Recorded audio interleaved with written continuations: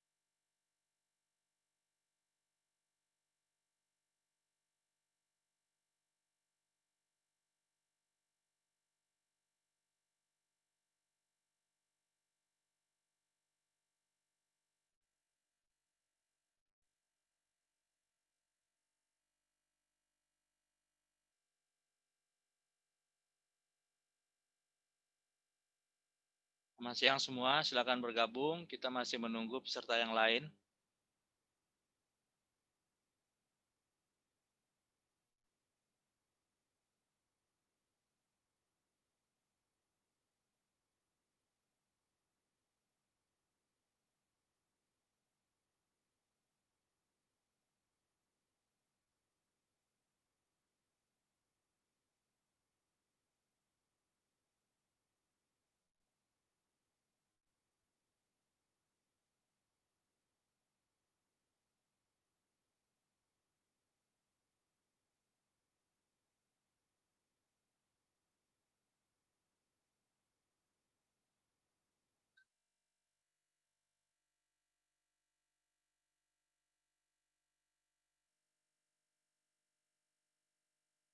Selamat datang di acara kita. Kita masih menunggu peserta yang lain yang akan segera bergabung.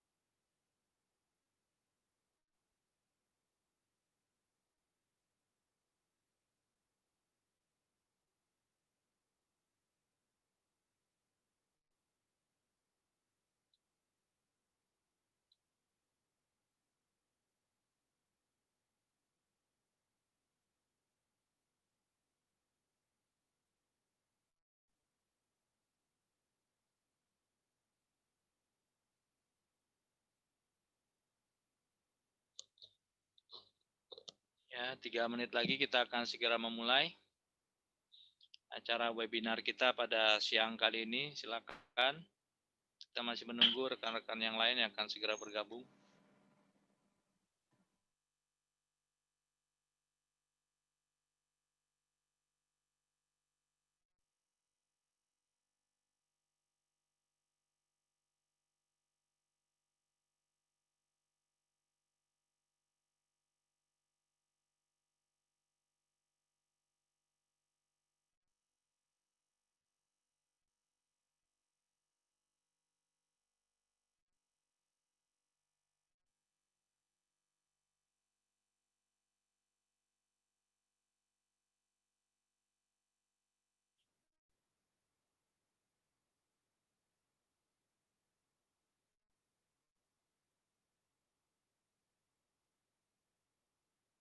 Selamat datang juga untuk rekan-rekan yang mengikuti di YouTube ya.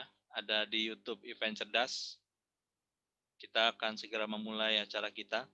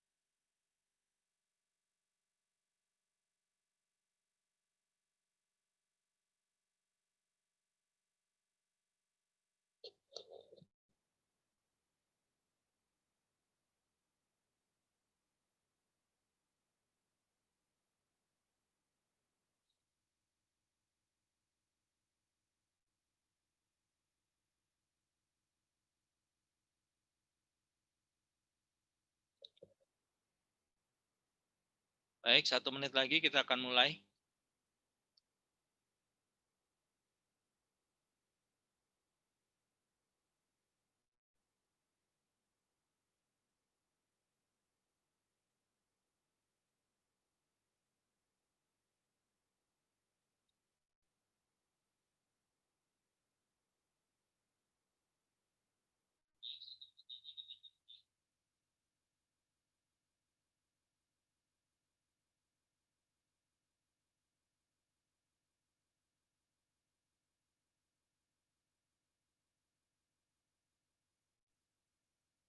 Baik, jam 2, Bapak Ibu panelis, saya mulai ya. Izin mulai ya.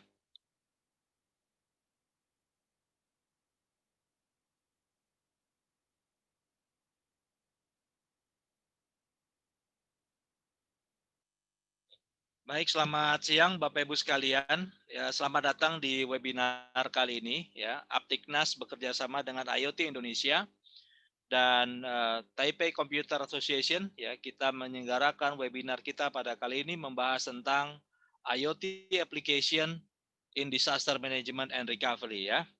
Jadi perkenalkan, nama saya Vanki Christian selaku moderator pada acara kita pada siang kali ini. Nah, sesuai dengan nama acara kita, webinar ini diselenggarakan oleh Aptiknas, Asosiasi Pengusaha TIK Nasional ya, berkolaborasi dengan IoT Indonesia, dan kegiatan ini juga didukung oleh Taipei Computer atau Association ya, atau TCA. Nah, yang kegiatan ini tujuannya untuk mengedukasi IoT players dan IoT enthusiast di Indonesia ya.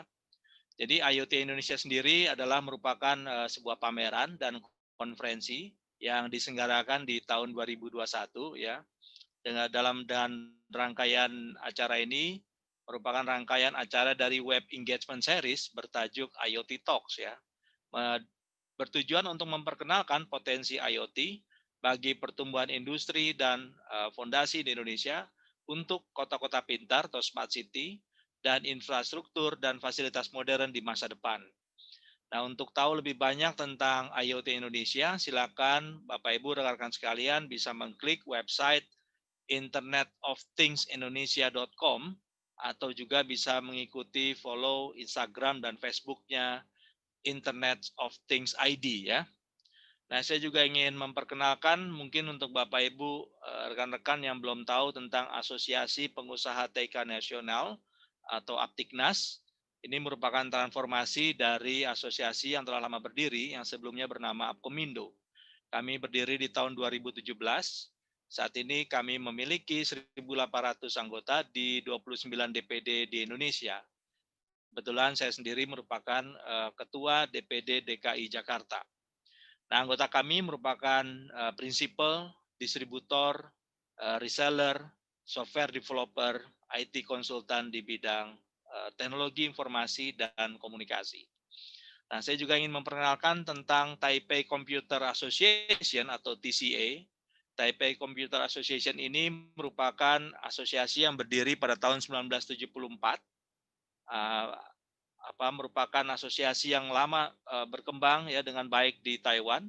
Saat ini beranggotakan 4.000 member dengan anggota di software, hardware, semiconductor, komponen ya, manufacture, ada di terkait dengan sales ya, network communication service ya yang ada di Taiwan. Nah, dalam kegiatan kali ini kita akan mengangkat topik Internet of Things atau IoT, application in disaster management dan recovery plan ya. Izinkan saya memperkenalkan para speaker kita ya. Para speaker boleh menyalakan videonya. Yang pertama saya sambut dengan hormat Bapak Dr. Insinyur Udrek SEMSC, Direktur Sistem Penanggulangan Bencana Badan Nasional Penanggulangan Bencana. Selamat siang Pak Udrek. Selamat siang Pak. Ya, semoga tetap sehat ya Pak. Amin. Bapak ya. Dan teman-teman juga. Baik, terima kasih Pak. Berikutnya saya sapa Pak Gredi Risata dari Head of Enterprise Solution dari Clue. Pak Gredi. Selamat siang Pak Fangki. Ya Pak Gredi ya. Ini biasanya kalau Clue belakangnya biru nih Pak, sekarang merah ya. Mumpung belum terlalu lama dari sejak bulan kemerdekaan kita Pak. Siap. Oke, berikutnya speaker kita Pak Gregorius Bimantoro. Pak Bima merupakan founder dari ProSehat, chairman dari Asosiasi Healthtech.id. Selamat siang, Pak Bima. Selamat pagi.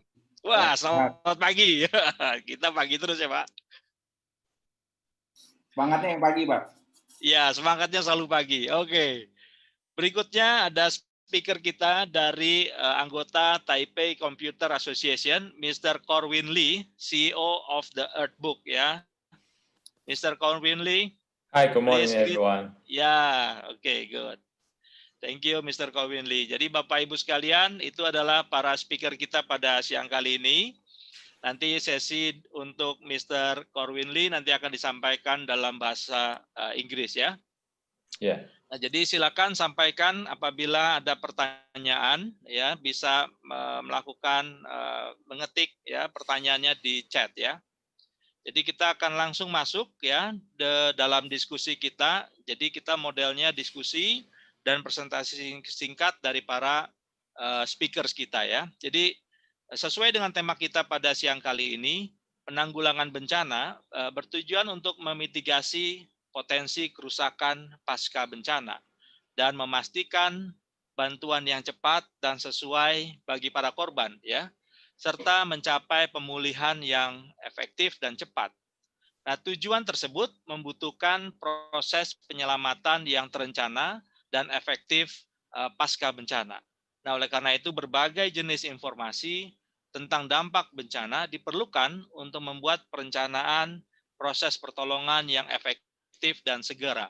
Teknologi Internet of Things atau IoT yang tersedia saat ini sudah cukup matang dan berpotensi digunakan ataupun menghadapi situasi tersebut. Nah, dalam kesempatan webinar kita kali ini kita akan membahas kebutuhan perencanaan ya, proses penyelamatan untuk bencana alam dan solusi berbasis IoT untuk mendukung hal tersebut ya. Jadi langsung saja kita akan mendengarkan beberapa pandangan ya dengan dalam diskusi kita. Kita langsung dengar yang pertama dari Bapak Dr. Udrek SEMSC, Direktur Sistem Penanggulangan Bencana Badan Nasional Penanggulangan Bencana ya. Nah, jadi saya sampaikan sedikit tentang profil beliau. Pak Dr. Insinyur Udrek SEMSC ini saat ini menjabat sebagai Direktur Sistem Penanggulangan Bencana di BNPB. Sebelumnya beliau menjabat sebagai Manager of Nusantara Earth Observation Network selama 2 tahun hingga tahun 2012. Beliau juga Head of Technology of Disaster Mitigation Center dari Technology of Land Resources ya di BPPT. hingga tahun 2015 dan Senior Scientist di BPPT hingga tahun 2020. Dalam 2 tahun ini beliau bertanggung jawab sebagai tim leader dari Land and Marine Survey Investigation ya, dari earthquake ya, Palu earthquake, dan project leader dari Tsunami Early Warning System ya di Sunda Kelapa. Jadi itu adalah profil singkat dari Pak Udrek. Saya bacakan lagi berikutnya profil singkat dari Pak Grady. Pak Grady VP of Enterprise Solution Clue. Pak Grady saat ini menjabat sebagai VP dari Enterprise Solution di Clue. Sebelumnya beliau menjabat sebagai Senior Product Manager di Jati Piranti Solusindo. Sebelumnya juga Senior Project Analyst di Amdocs dan PDC Manager di Proses Bangun Persada. Dan Pak Georgios Bimantoro ya, Chairman dari healthtech.id. Beliau berpengalaman selama 15 tahun dalam kesehatan digital. Bapak Bimo memiliki cita-cita untuk ikut serta dalam inovasi kesehatan berkelanjutan untuk meningkatkan kualitas hidup. Beliau saat ini adalah Ketua Indonesia Healthtech Association, healthtech.id, sejak tahun 2018. Beliau memulai perjalanan kesehatan digital sebagai salah satu pendiri Tanya Dokter Anda, sekarang tanyadoc.com ya, saat masih sebagai mahasiswa kedokteran. Nah, Pak Bimo saat ini menjabat juga sebagai founder dan CEO dari Atoma Medical, sebuah perusahaan inovasi perawatan kesehatan yang berbasis di Jakarta ya. Produk unggulannya aplikasi ProSehat. Wah, ini udah pasti sehat terus ini Pak Bimo ya. Berikutnya adalah Mr. Corwin Lee ya, CEO of Earthbook, member dari Taipei Computer Association. Mr. Corwin Lee currently working as a Chief Operating Officer at the Earthbook Inc. Before the Earthbook Inc., he had extensive experiences working at the technologies company such as Leader Technology Inc., Nova Orthopedics and Rehabilitation Appliance Inc. He had also worked at the postdoctoral researchers at the Center for Environmental Studies, NTOU. Ya, Earthbook Inc. is member of Taipei Computer Association. Ya, jadi Mr. Corwin Lee represent mewakili dari Taipei Computer Association ya. Jadi terima kasih ya. Jadi itu adalah profil singkat dari para pembicara kita. Saya akan langsung masuk pertanyaan pertama saya untuk Pak Udrek ya. Selamat siang Pak. Pak Udrek ya, oke. Ya, jadi saya langsung ya Pak bertanya, ada 3 hal yang mungkin menarik untuk kita eksplorasi pada siang kali ini. Karena kita tahu BNPB sekarang juga sedang sibuk-sibuknya ya Pak. Nah, jadi pertama adalah bagaimana proses perencanaan efektif ya, baik itu pendekatan pra ataupun pasca dalam penanggulangan bencana, dan sejauh ini seberapa besar peran IoT di Indonesia. Nah, jadi mungkin itu yang pertama, Pak. Yang kedua, mungkin terkait dengan teknologi IoT-nya sendiri. Teknologi IoT apa saja yang siap ya, ataupun telah dipelajari, ataupun siap diimplementasikan, atau bahkan mungkin sudah diimplementasikan untuk proses penanggulangan bencana di Indonesia. Dan apakah implementasi ini sudah tersebar merata di daerah-daerah, khususnya daerah-daerah yang tertimpa ataupun memiliki potensi bencana di Indonesia ya. Dan terakhir adalah bagaimana kebijakan pemerintah Indonesia sendiri dalam penerapan teknologi IoT sebagai alat pendukung penanggulangan bencana, Pak. Silakan Pak, langsung saya borong 3 pertanyaan, Pak. Ya, baik.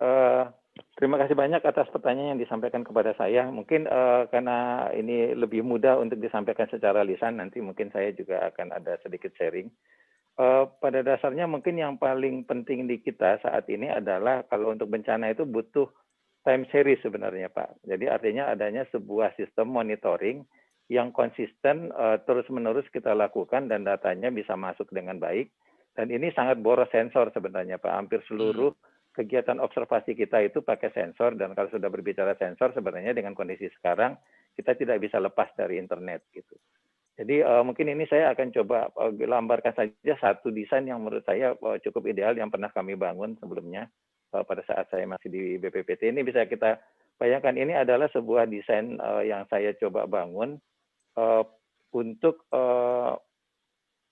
banjir secara komprehensif, Pak. Ini konsepnya smart city, dan kalau kita lihat dari gambaran ini, dari perakiraan cuaca, monitoring cuaca real time, ada automatic water level recording, lalu ada sistem yang otomatisasi pada saat ada perakiraan cuaca dia menguji pompa, dari uji pompa itu juga ada kajian tentang akumulasi curah hujan yang bermain di artificial intelligence, lalu bagaimana dia sampai ke masyarakat dan tersimpan, sampai juga kajian ini akan mempengaruhi konsep tata ruang, karena bagaimanapun juga apapun yang terjadi saat ini sangat dipengaruhi oleh perilaku masyarakat dalam memanfaatkan ruang perencanaan ruang ini. Ini semua pada dasarnya pada saat kita berbicara tentang sebuah konsep ideal dari sebuah penanganan bencana, kita tidak akan bisa lepas dari sistem yang sangat terintegrasi seperti ini, terotomatisasi, dan semuanya sebenarnya sangat tergantung kepada sensor. Sensor itu tidak pada dasarnya untuk masuk ke data center membutuhkan internet, sehingga memang tidak akan ada yang bisa kita lakukan kalau menurut saya, kalau untuk desain ideal sebuah bencana itu kalau misalnya kita tidak bisa membangun sebuah internet of yang berbasis IoT seperti saat ini. Ini yang sebenarnya hampir di seluruh desain kita, di desain yang ada sekarang ini, baik dari tadi banjir, ini misalnya untuk wireless sensor network base untuk peringatan dini ke masyarakat yang sudah mencoba untuk memodifikasi bagaimana warning itu berubah menjadi suara, dan bagaimana seandainya memang tidak ada internet di sana, dia bisa terhubung secara radio sampai dia ketemu internet, dan internetnya lalu baru bisa memfasilitasi.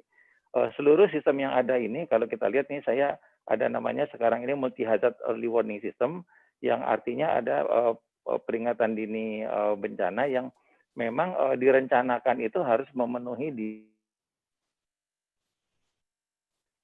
baik yang sifatnya monitoring lewat satelit, dari data-data sensor yang kita pasang di darat, semuanya harus bisa terhubung menjadi satu data untuk bisa diolah secara artificial intelligence, baru bisa kita buat sebagai pengambilan keputusan, di mana data series itu sangat penting sekali. Ini contoh adalah data yang diekstrak sebenarnya memanfaatkan data sensor yang beragam, sehingga kita bisa melihat bagaimana pengaruh hujan terhadap banjir itu disebabkan oleh hujan yang seperti apa karakternya. Ini macam-macam yang sudah kita coba bangun, dan semuanya sebenarnya sangat berpengaruh. Bahkan untuk tsunami early warning system, kita bisa bayangkan bagaimana data-data yang ada di laut ini, dia harus terkirim secara real time ke data center, dan itu tentunya tidak bisa kalau terlalu lama. Artinya kondisi sekarang di Indonesia untuk kasus Palu saja hanya 3 menit dari data yang ada itu sampai terjadi gempa sampai tsunami-nya datang hanya 3 menit. Jika tidak ada dukungan teknologi yang handal, yang juga tentunya harus bisa membackup existing teknologi kayak misalnya sekarang GSM dan lain sebagainya, ini tidak bisa berjalan. Dan bagaimanapun juga kita juga merasakan bahwa di Indonesia, di Jakarta sekalipun, kita tidak selalu mendapatkan internet yang stabil. Padahal data-data bencana ini yang paling menyedihkan mungkin kalau buat saya ya, karena misalnya kita pasang pasang buoy. Buoy ini kita pasang bertahun-tahun, belum tentu dia menangkap tsunami. Tapi dia tidak boleh mati 1 detik pun tidak boleh mati. Pada saat dia mati tsunami datang, maka itu akan menjadi sebuah bencana yang sangat besar. Jadi inilah konsep konsep safety yang seperti halnya kita punya mobil itu entah kapan kita bisa lihat adanya safety seperti pemanfaatan sabuk pengaman, kayak kita mau pakai helm, airbag, itu kan mungkin sampai kita jual pun kita belum pernah melihat barang itu, tapi kita tidak menginginkan barang itu tidak berfungsi pada saat dibutuhkan. Kasus untuk pemasangan alat di Krakatau misalnya, ini juga sama. Ini hal-hal yang sebenarnya dalam perencanaan desainnya ini sangat tergantung sekali kepada internet komunikasi yang bagaimanapun juga dia harus bisa tersambung.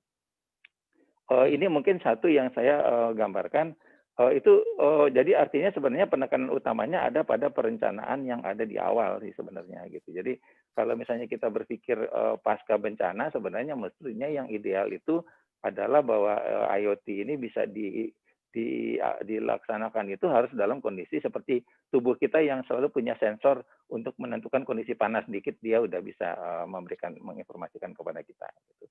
Longsor juga sama, ini ada beberapa macam kegiatan yang mungkin saya coba ini saja. Nah, ini yang juga pada saat terjadi bencana, itu kita memang harus bisa merencanakan dengan sangat baik, karena pada dasarnya kalau misalnya terjadi bencana itu justru yang paling sulit itu kan listrik mati, telekomunikasi mati, terus kita mau gimana, mau membantu, kita mau gimana untuk mengambil data dari lokasi. Ini adalah salah satu contoh bagus pada saat kita mencoba membangun pelatihan di Padang waktu itu, kita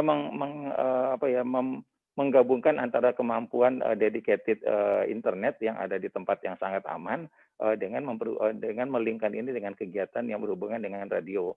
Ini bisa pakai 2,4, bisa pakai 5 GHz yang sekarang juga sudah sangat bagus, dan masyarakat itu di shelter, ini gambar dari hasil yang ada, bagaimana data itu lewat radio, tapi masyarakat bisa connect internet lewat sebenarnya peralatan yang kita pasang di shelter. Pada saat internet nggak ada, mereka masih tetap bisa connect internet lewat handphone mereka, tapi sebenarnya datanya ngambilnya dari pusat data yang internetnya masih available. Ini contoh pengambilan data hanya mempergunakan radio, radionya pakai gelombang radio mengirimkan data dari sana, baru dikirimkan lewat internet ke pusat data. Jadi ini beberapa macam hal yang menurut saya perlu kita pikirkan. Banyak sekali kondisi sekarang ini kalau menurut saya pada saat bencana ada, kondisi cuaca buruk, fasilitas dedicatednya malah nggak dedicated gitu. Jadi peran IoT menurut saya sebagai backup itu amat sangat penting.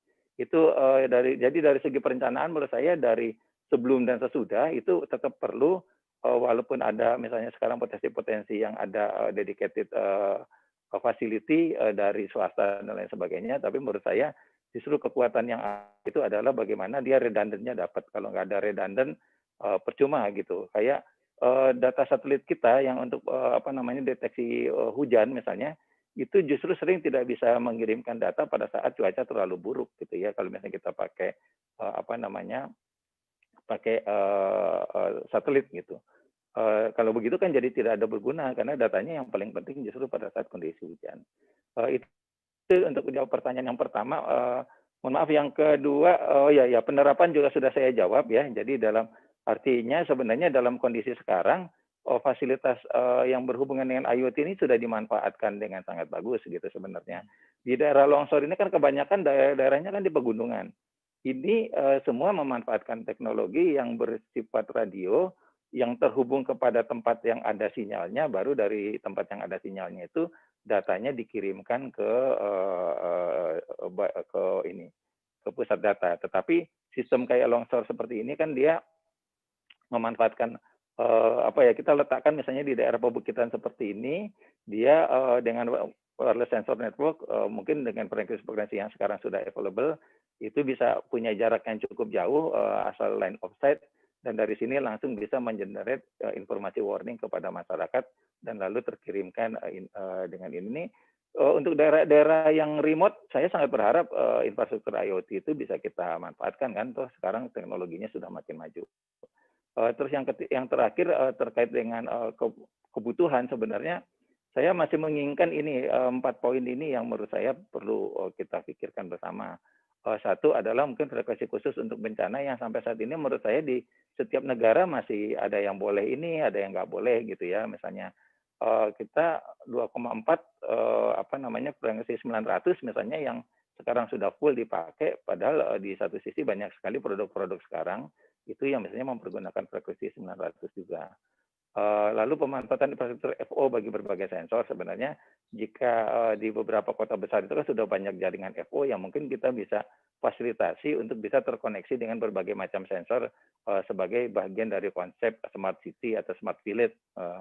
Yang ketiga adalah pemanfaatan mikrosatelit. Sekarang kan juga cukup tren ya, satelitnya Google itu misalnya ada di berapa ratus ada di langit itu gitu. Kemarin saya mencoba melihat bagaimana data Palu itu bisa terkirim seperti real time dari pada saat setelah kejadian. Jadi datanya kita dengan cepat bisa membedakan antara sebelum dan sesudah kejadian itu, sehingga langsung bisa kita petakan daerah mana yang sebenarnya hancur, berapa rumah yang rusak itu secara otomatis bisa kita hitung. Lalu yang keempat sebenarnya dari segi dukungan dari segi dukungan swasta, menurut saya mestinya memang harus ada fasilitas-fasilitas yang khusus, jalur khusus, frekuensi atau misalnya bandwidth yang khusus di fasilitas melalui fasilitas bisnis yang ada sekarang, misalnya dari provider bagi sistem pengiriman data dari alat ke ke pusat data, sehingga penanganannya bisa lebih cepat.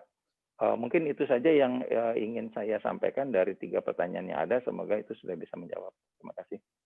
Baik, terima kasih Pak Udrek ya. Jadi yang pertama tadi kita lihat bahwa memang sangat memerlukan konektivitas ya Pak, karena memang sangat bergantung dari internet ya. Jadi itu esensinya Internet of Things itu sangat diperlukan ya Pak ya.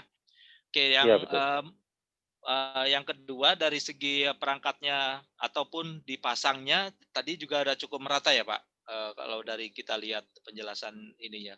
Iya, dari segi jenis bencana sebenarnya sudah agak cukup banyak, walaupun mungkin yang dominan peralatan kita sekarang itu yang gempa bumi sama gunung api. Tapi kalau untuk produk-produk yang lain, artinya kebutuhannya masih terlalu jauh. Longsor itu kalau kita pikir-pikir, kita butuh sensor yang terlalu sangat banyak sekarang sebenarnya. Yang ada sekarang jauh daripada yang yang kita butuhkan. Oke. Oke Pak, jadi saya langsung ke pertanyaan dari peserta kita ya Pak ya, langsung boleh jawab ya Pak.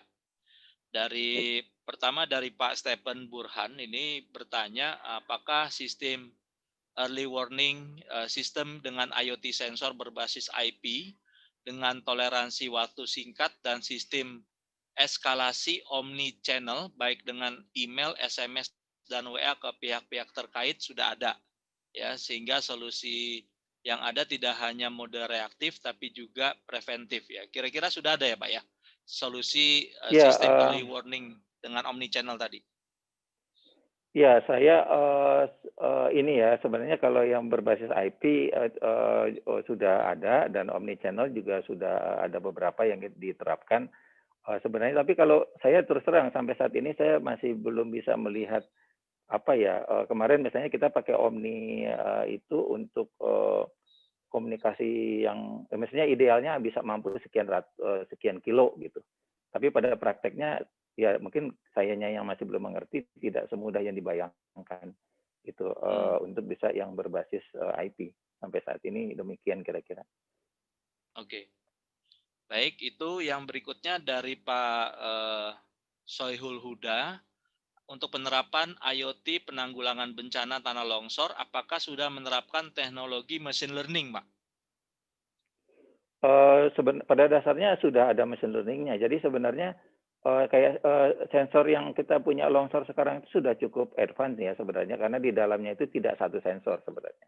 Jadi kita ada 3 tahapan warning yang kita lakukan.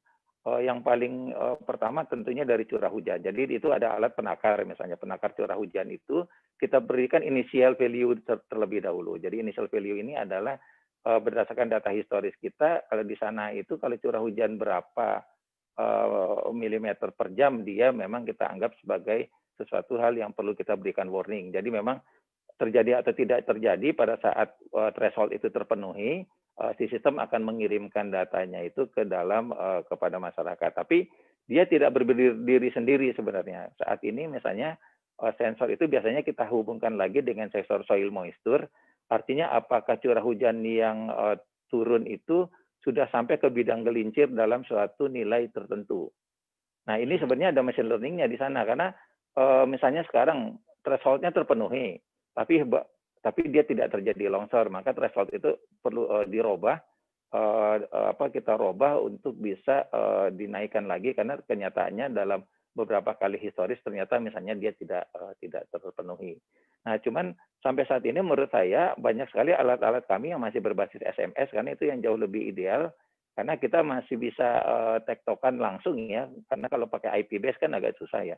Tapi kalau misalnya parameter itu kita masuk kirimkan ke sistem by SMS untuk merubah nilai threshold dan lain sebagainya karena banyak hal yang kita bukannya dikirimkan data baru ada di mesin kita olah baru dikirimkan balik ya terlalu sukar. Jadi banyak hal yang memang keputusan itu harus bisa dibuat oleh si mesinnya, dan kita bisa mengintervensi untuk merubah parameter melalui model yang bisa bolak-balik seperti SMS. Oke. Ya, jadi dan ada satu lagi nih Pak dari Wuresni Catur.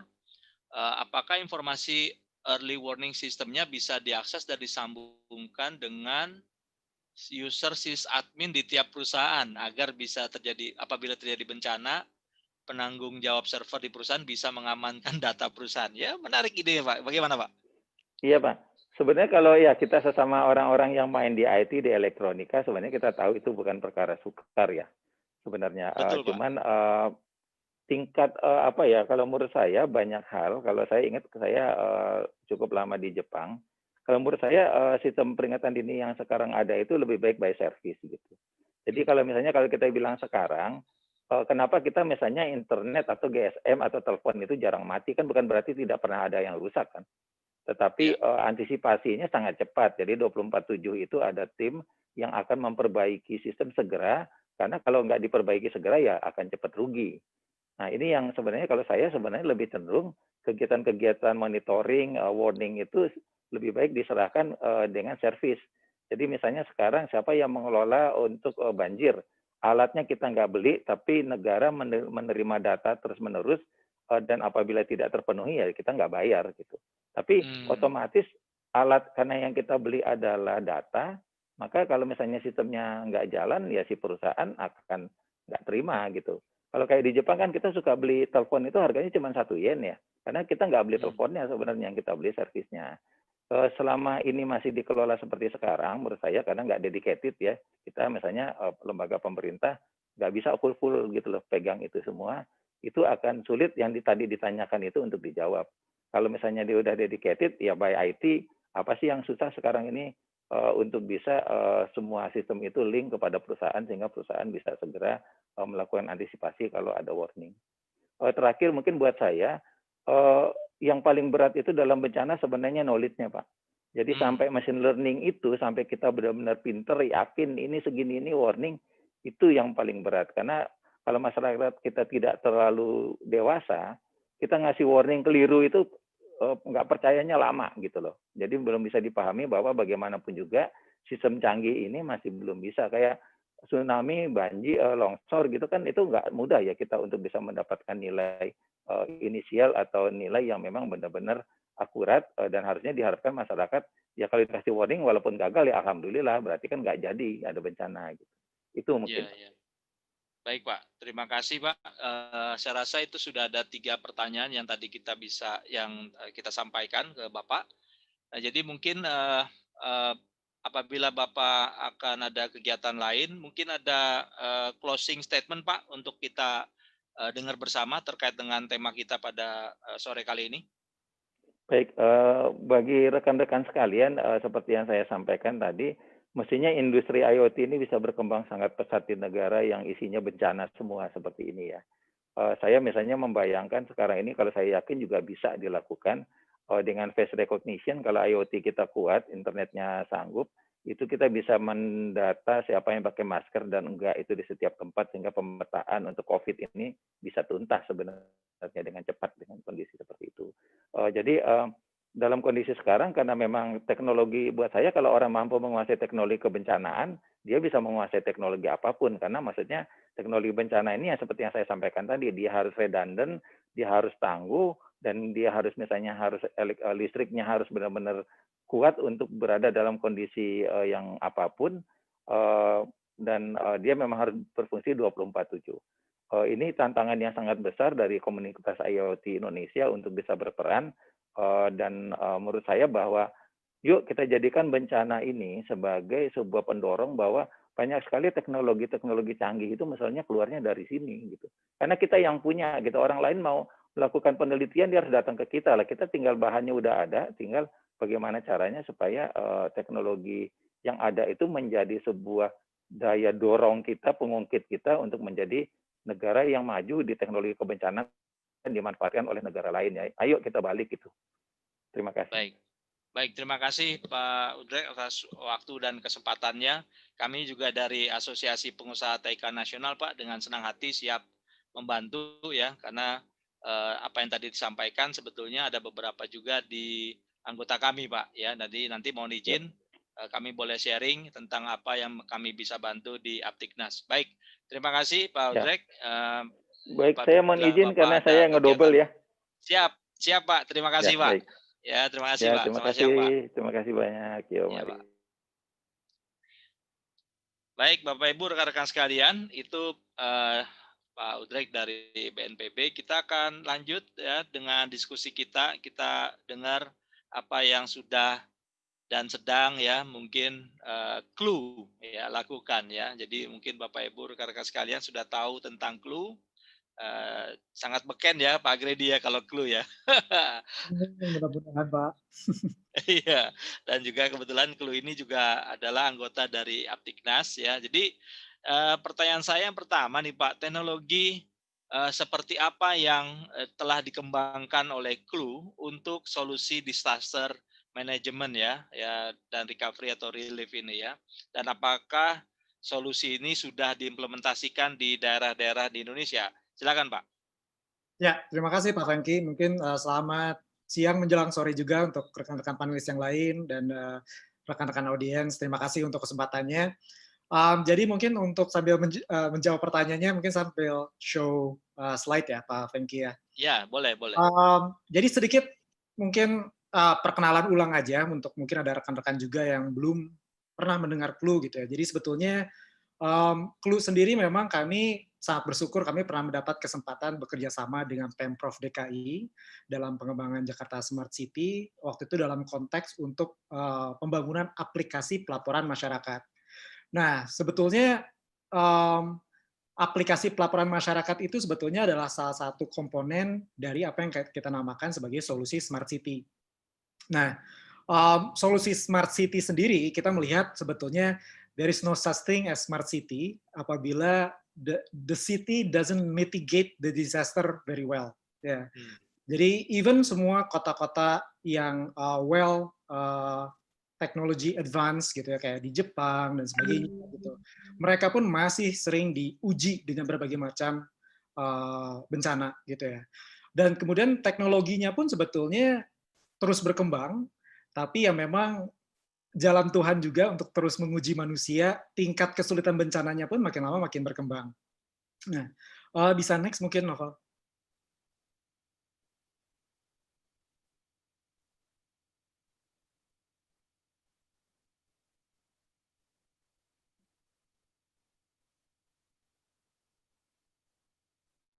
Sorry, sebentar. Ya, jadi kita memang melihat yang namanya Smart City itu komponennya sangat banyak dan kita tidak melulu hanya melihat bahwa yang paling punya authority dan jurisdiction untuk pembangunan Smart City itu sepenuhnya ada di tangan pemerintah. Kita melihat bahwa sebetulnya namanya Smart City itu adalah kolaborasi ya dan akumulasi effort dari semua stakeholder, termasuk diantaranya smart government gitu ya untuk membangun regulasi, kebijakan, termasuk penganggaran seperti yang tadi sempat disampaikan oleh Audrey bahwa pemasangan ribuan sensor dan sebagainya juga ini kan memerlukan perencanaan jangka panjang. Tapi di balik itu juga kita melihat bahwa citizen-nya juga sebenarnya harus smart. Berapa kali kita sebenarnya mesti melihat ada beberapa bencana itu sebetulnya memang karena tingkah laku dari manusianya itu sendiri, mulai dari kebakaran hutan, banjir, dan sebagainya. Nah, kita pengen melihat bahwa citizen ini kalau kita melihat dari generasi ke generasi sebetulnya awareness untuk environment literacy-nya semakin tinggi. Kita melihat sekarang mungkin di beberapa perusahaan fast food ya sudah mulai mencanangkan tidak menggunakan plastik dan sebagainya. Menurut saya itu udah salah satu parameter bahwa awareness-nya semakin tinggi gitu. Nah, kemudian kita melihat juga komponen lain kayak environment, kemudian mobility, apalagi khusus untuk di Indonesia yang merupakan negara kepulauan, bagaimana warganya dari satu tempat ke tempat lainnya itu ketika berpindah tempat itu akan banyak mempengaruhi lingkungan di sekitarnya. Mulai dari polusi, kemudian pembangunan jalan yang mungkin tidak memperhatikan impact terhadap lingkungannya, itu hal-hal yang kami juga sangat perhatikan. Nah, apa sih semua komponen ini sebetulnya yang berpengaruh ke disaster management? Boleh slide berikutnya, Val? Nah, kita melihat sebenarnya dari semuanya itu hubungannya dengan bagaimana kita memanfaatkan data yang ada. Kita tahu konteks bencana itu sendiri sebetulnya secara fase ada pre-mortem, ada mortem, dan ada post-mortem. Mortemnya sendiri ada beberapa yang juga sifatnya ekstensif. Artinya ada beberapa mungkin seperti yang pandemi sekarang, dari mulai sejak ada breakout virus di Wuhan sampai kemudian menyebar ke seluruh dunia, termasuk di Indonesia, itu pola mitigasi dan penyebarannya sendiri sinusoidal, kadang turun, kemudian naik, turun, naik gitu ya. Atau ada juga yang satu kali hit mortem seperti misalnya tsunami, gunung berapi gitu ya. Nah, kita melihat sebetulnya dari awal kita membutuhkan untuk mengumpulkan datanya, data dari masing-masing fase ini, baik ketika pre-mortem, kemudian ketika mortemnya sendiri seperti apa, dan post-mortemnya seperti apa. Kita melihat bahwa apa sih pola yang terjadi di masing-masing 3 fase ini. Ini yang kemudian kita analisa. Ya. Dari hasil analisanya, sebetulnya kita bisa merespon. Dulu kita terbiasa kalau misalnya ada satu di industri 3.0, setiap kali kita ada masalah, kita akan langsung bersikap reaktif, kayak implementasi teknologi baru, kemudian pembuatan kebijakan dan sebagainya. Nah, kita ingin melihat apakah memungkinkan IoT dan AI ini berperan dalam hal ini.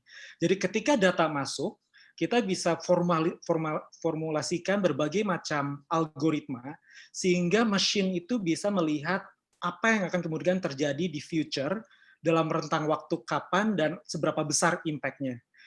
Ini yang kemudian kita harapkan. Yang pertama, dia akan memberikan input ketika pre-mortem, kemudian ketika mortem dia bisa memberikan alert, dan ketika post-mortem dia bisa memberikan sebuah analisa bagaimana supaya penanggulangan kayak pembagian bantuan gitu ya, alokasi sumber daya manusia itu bisa sesuai dengan titik-titik bencana alam sesuai dengan tingkat severity-nya, tingkat keparahannya. Gitu. Ini sebenarnya yang saat ini sedang kami pelajari di Clue. Next slide-nya. Nah, akhirnya kami memang mengembangkan beberapa teknologi, bagaimana cara mengidentifikasi datanya, menganalisa, dan kemudian merespon setiap isu yang ada. Cara mengidentifikasinya selama ini sebenarnya sudah banyak kami lakukan kita bermula dari Jakarta Smart City, bagaimana sih caranya warga itu bisa berkontribusi untuk memberikan laporan yang berkaitan dengan bencana alam. Khusus untuk di Jakarta, kita melihat bahwa selama ini yang namanya informasi yang ada di sosial media gitu ya, itu walaupun itu punya direct impact untuk visibility data penanggulangan bencananya sendiri, tapi kalau misalnya ini memang datanya bisa langsung dari kita mungkin bisa sebutnya korban bencana alamnya langsung, itu seharusnya akan menjadi data yang lebih tajam. Itu sebabnya kita memanfaatkan aplikasi pelaporan warga untuk mengidentifikasi titik secara precise bencana alamnya di mana dan tingkat keparahannya seperti apa. Kemudian kita melihat bahwa laporan ini sebaiknya bisa langsung diterima oleh badan yang berwenang. Dalam hal ini, alhamdulillah kita sudah banyak sekali berkomunikasi dan bekerja sama dengan BNPB. Bagaimana selama ini kalau ada bencana alam, misalnya gempa bumi, BNPB bekerja sama kurang lebih dengan berapa? 8.000 relawan mungkin gitu ya. Di antara mereka memiliki tingkat empati yang sangat tinggi, tapi mereka tidak pernah dilengkapi tools yang standar. Jadi ada yang masih berbasis kertas, ada yang mungkin masih berbasis media komunikasi seperti WhatsApp dan sebagainya. Nah, kita berharap sebetulnya kalau ada single platform yang mereka bisa gunakan, kita harapkan semua datanya juga bisa berformat standar, diterima oleh BNPB, dan kita bisa melihat satu pattern khusus yang kemudian bisa kita analisa. Nah, itu sebetulnya salah satu titik awal kita terjun ke dunia disaster recovery ini. Seiring berjalannya waktu, kita mulai melihat bahwa sepertinya kita juga harus sudah mulai ikut mengembangkan juga teknologinya yang berbasis IoT dan AI. Bisa slide selanjutnya, Noval?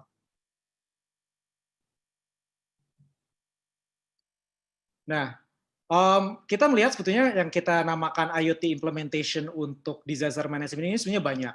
Mulai dari kalau dalam konteks baik pre-mortem maupun mortemnya, itu sekarang di zaman pandemi ini berhubungan dengan bahwa yang namanya individu itu dinilai oleh 3 aspek sekarang. Yang pertama, apakah dia memenuhi protokol kesehatan, jadi penggunaan masker, kemudian physical distancing. Yang kedua adalah suhu tubuh sebagai salah satu indikasi pertama, dan yang terakhir untuk kebutuhan tracing individunya sendiri kita perlu mengenali orangnya siapa. Itu sebabnya kita melihat sekarang udah kita mengembangkan self-survey health screening. Kemudian citizen engagement, kita tetap mengajak warga itu untuk tetap aktif melaporkan segala sesuatu yang sekiranya akan banyak berhubungan dengan minimalisir impact dari pandemi atau bencana alam yang ada.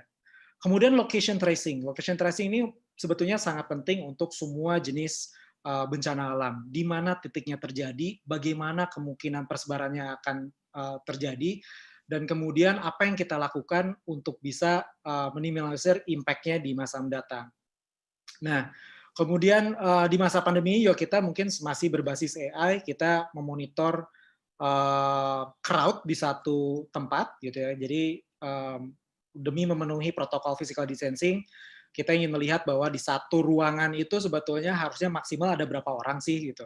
Kalau memenuhi batas ambang yang sudah ditentukan, tentu ada sistem alarm atau mungkin ada sistem alert atau notifikasi untuk petugas terkait yang ada di lapangan untuk bisa mengurangi jumlah orangnya. Kemudian kita juga banyak ngobrol juga dengan kawan-kawan dari startup yang berhubungan dengan dunia kesehatan. Mereka banyak mengembangkan remote medicine. Ya, bagaimana sih orang supaya tidak perlu pergi ke rumah sakit kalau misalnya memang dari awal bisa diminimalisir dengan konsultasi jarak jauh telemedicine. Dan terakhir tentu saja masalah alokasi bantuan bencana alam itu sendiri. Jadi selama ini kita tahu khususnya misalnya di masa pandemi ini kayak obat-obatan, kemudian APD dan sebagainya, kita berharap sebetulnya alokasinya bisa didistribusikan dengan baik. Supply-nya sebetulnya memang sudah ada, tinggal kita ingin tahu demand-nya itu sebetulnya polanya seperti apa, hingga nanti supply chain delivery-nya, logistiknya itu bisa disesuaikan dengan kondisi yang memang saat ini ada di lapangan. Next-nya.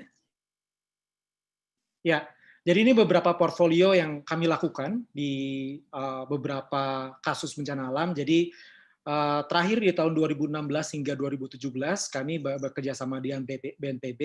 Ini tadi yang seperti saya sampaikan, jadi kita memanfaatkan platform pelaporan masyarakat.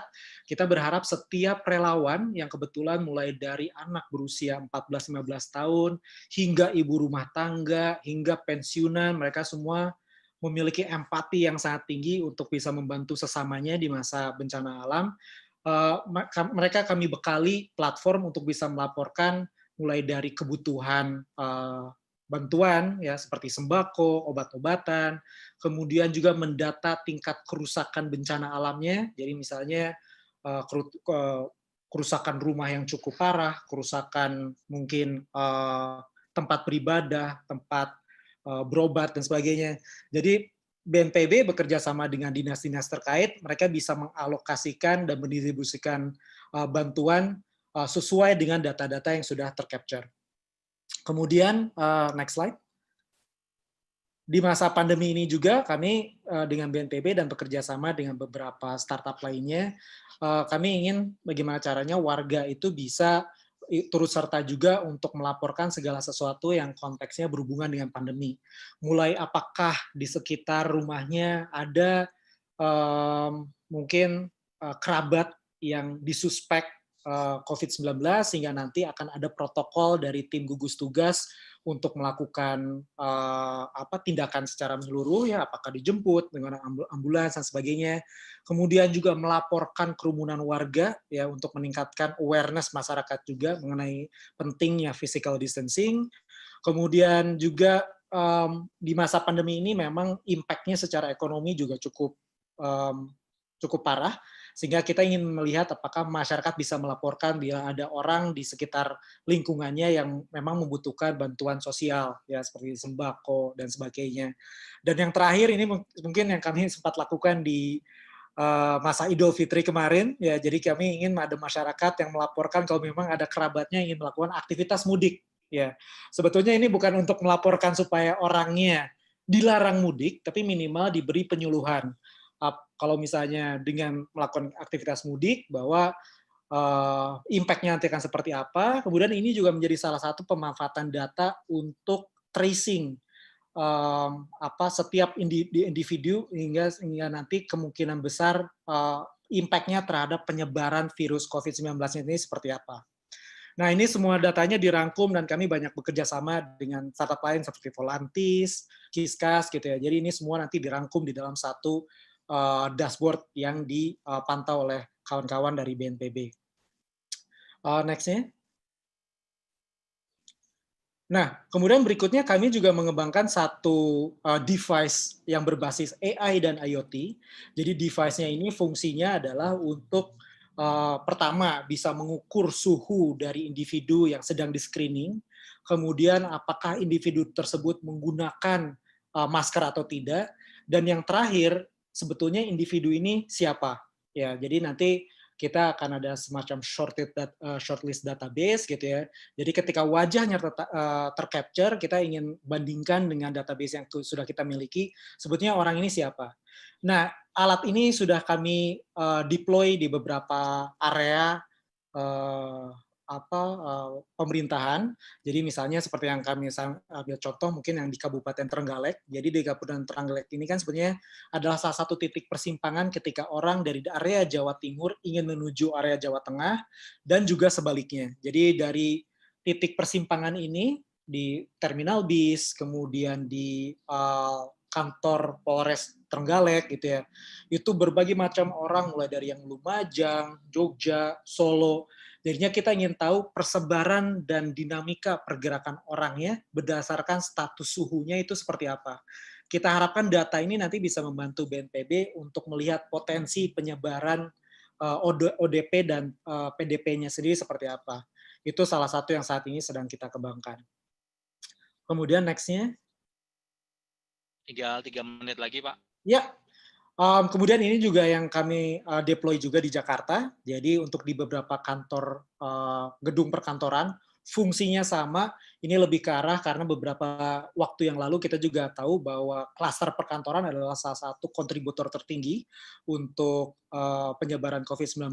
Jadi kita berharap device screening ini juga bisa membantu untuk kantor bisa mendefine sebetulnya individu mana yang nanti akan diperhatikan dan dipantau lebih jauh sesuai dengan protokol kesehatan yang ada. Berikutnya.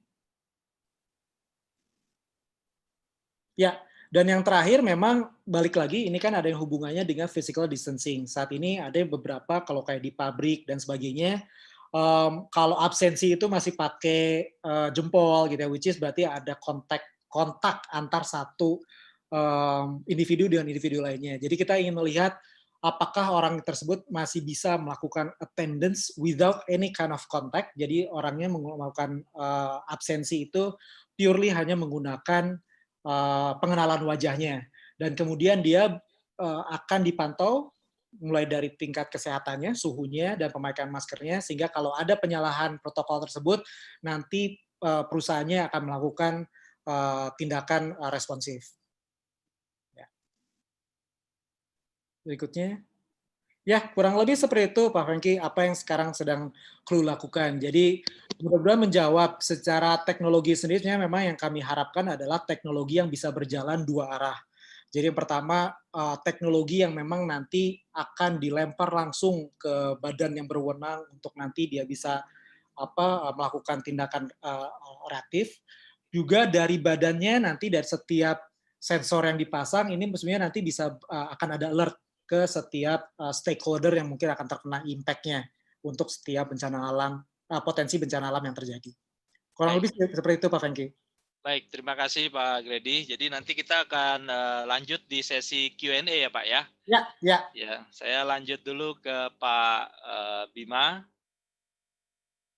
Pak Bima. Ya, Ya. halo Pak.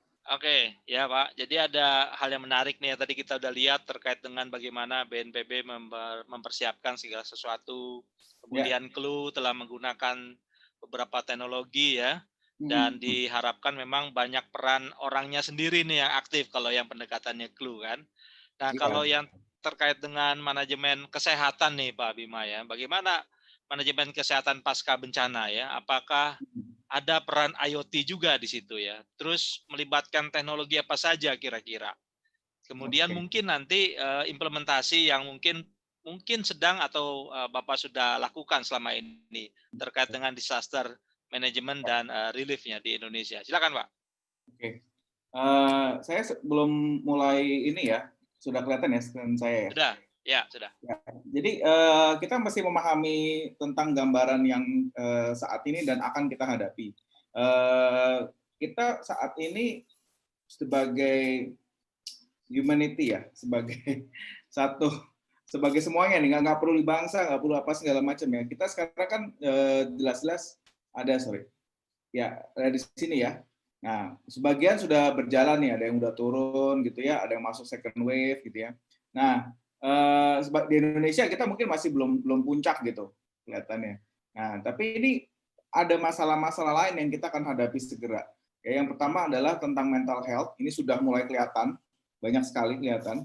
Kemudian yang third wave ini adalah semua yang chronic condition yang tertunda. Nah, sedikit perkenalan, karena saya juga sebagai Ketua di Asosiasi Health Tech Indonesia, kami ada lebih dari 100 startup dan ada 7 kategori, termasuk adalah IoT, ya AI IoT. Jadi di sini memang berkembang beberapa rekan-rekan di sana. Nah, saya sendiri juga adalah founder dari startup ProSehat. Jadi kita akan membahas mengenai health IoT in current pandemic situation, bagaimana integrasi dengan virtual care untuk mitigate risiko disaster ini sendiri. Oke. Jadi saat ini kita melihat search ya atau angka penggunaan telemedicine secara total itu sudah sampai 15 juta user. Ini rangkuman dari beragam penggunaan ya. Jadi bukan dari satu dua enggak, ini dari semuanya. Dan kita melihat bagaimana digitalizing healthcare the new normal dan kemarin sempat di interview juga oleh Tech Indonesia lebih terkait sebagai ProSehat. Nah, sorry. Kok agak bentar. Ada error sedikit. Sudah kelihatan lagi belum ya? Belum. Oke. Ya. Oke. Jadi saat ini juga teman-teman dari ProSehat ya, tim ProSehat ini, selain kami sebagai satu kesatuan dari virtual care ecosystem, sebenarnya sudah memasukkan terkait dengan chatbot, just in time dengan drone, ini kami lagi diskusi ya nanti mungkin kalau ngomongin drone, dan connected IoT device. Jadi sebenarnya sangat-sangat penting dengan engagement lebih dari 800.000 dan ada mitra di 25 kota dengan on-site service yang sampai 15.000. Ini pengembangan yang saat ini sebagai solusi. Jadi ini sedang akan segera launching. Kami bermitra sebagai mitra dari Widya Immersive Technology untuk mengembangkan Smart Health Watch ya. Jadi ini merupakan fitur kesehatan yang saat ini kita terutama ya yang penting banget itu adalah jaga jarak dan lokasi ya seperti apa dari mana itu bisa diketahui dari geofencing. Jadi bentuknya jam. Tapi di sini juga langsung mengetahui suhu, detak jantung ya, oksigen. Jadi ini bisa mengetahui secara objektif data-datanya dan time series. Nah, yang menarik adalah fitur-fitur memang masih ada pengembangan, masih cukup banyak pengembangan. Jadi data yang dipantau ini ada masuk ke dalam aplikasi kerjasama dan analisa. Di sini ProSehat memang kami membantu untuk langsung melihat dari dokter-dokter online-nya bagaimana hasil analisanya. Oke. Nah, itu tadi adalah kondisinya kalau kita masih di yang ini ya, first wave, second wave ya, which nggak ada yang tahu kapan habisnya. Oke. Tapi yang menarik adalah kita akan membahas mengenai yang punya kondisi kronis. Mungkin kalau rekan-rekan sudah mengetahui, mohon maaf, yang meninggal sebagian besar itu adalah yang sudah punya komorbiditas atau punya penyakit lainnya. Oke. Kebetulan saya punya first hand experience, saat ini saya juga lagi mendampingi juga Pak D saya ya. usia sudah geriatri dengan lansia berarti ya, dengan 2 penyakit, dan itu nggak COVID ternyata, cuma kondisinya kemarin sempat tertunda ya mengenai perawatan dan lain segala macam. Jadi kita menghadapi sebuah kondisi promotive and preventive health access problem. Ya, di Indonesia aja orang 74% tidak terdiagnosa hipertensi. Bayangin, ini kondisi nggak ada pandemi ya, nggak ada pandemi nih, kondisi biasa-biasa aja nih. Tahun lalu BPJS habiskan dana 50% penyakit katastrofik ya, lebih dari 11 triliun ya untuk penyakit terkait dengan kondisi jantung. Ya, dan ada lebih dari 10 juta penderita diabetes di Indonesia. Bayangkan, itu semua tidak bisa terkontrol. Nah, sekarang orang takut ke rumah sakit. Takut ke klinik ya. Kapan? Apakah orang Indonesia semua punya alat? Ya, kalau yang mampu ya, bisa ya beli ya. Alat-alat ini nggak mahal, mulai dari 300.000, 500.000, ada yang mau berapa juta gitu ya. Itu bisa beli ya, bukannya nggak bisa. Tapi sebagian besar yang lainnya, apakah mereka akan bisa membeli itu? Jadi dari proses ini kemarin kami bekerjasama juga dengan media. Jadi 2 device ini kolaborasi untuk expanding care access. Jadi tujuannya tadi, karena kita punya masalah di promotive preventive health access problem. Jadi bukan hanya orang yang udah sakit bahkan ya. Orang yang udah sakit isi oke lah, ketahuan gitu. Datanya segala macam sebenarnya BPJS punya. BPJS punya data kok. Yang hipertensi berapa segala macam, mereka kontrol nggak kontrol gitu ya. Kalau mereka diam aja ya kita mesti ketok pintu ya ke BPJS. Saya juga dengan tim ini dari kemarin diskusi. Nah, bayangin coba. Ini misalnya seperti berat badan ya, kayak saya harus tahu BMI kita berapa gitu, udah obesitas berapa, tekanan darah, temperatur. Ini semua blood check ini semua sesuatu hal yang kita lupakan. Bagaimana caranya ini bisa membantu terkait dengan resiko yang tadi? Mungkin kita tadinya biasa-biasa aja ya, tapi kalau ketika udah semakin kondisi ekonomi dan kondisi psikologis menjadi semakin berat, kayaknya banyak orang yang hipertensi itu ya. Nah, kemudian aksesnya langsung dilanjutkan dengan chat dokter dan video call. Oke, kemudian kita di sini bukan hanya masalah pemeriksaan ya, ini device-nya benar-benar sudah ada, udah jadi. Kita juga kemarin sebenarnya sebelum pandemi sudah jalan untuk beberapa bakti sosial. Nah, cuma memang distribusi menjadi satu challenge ya. Tapi alat ini sudah kita coba, sudah sedang jalan clinical trial juga saat ini untuk dibandingkan dengan alat-alat yang lainnya. Ya, nah alat-alat ini sebenarnya alat-alat yang sudah ada, tapi diintegrasikan. Makanya kami sebutnya connected IoT device dengan health administration, health monitoring, ya, dan juga kita berusaha supaya biaya kesehatannya nggak sebesar itu. Nah, langsung disambungkan dengan online dokternya ProSehat. Nah, yang menarik adalah ProSehat itu, tim ProSehat ini kita nggak fokus ke orang boleh install aplikasi. Ini kita pasang di Peduli Lindungi, kita pasang di Sehatpedia. Orang bikin aplikasi silahkan, kita bisa kerjasama dan tambahkan fiturnya. Ya, tadi makanya dengan Wish itu dan dengan Kios Sehat ya kita kerjasama dengan device maker-nya.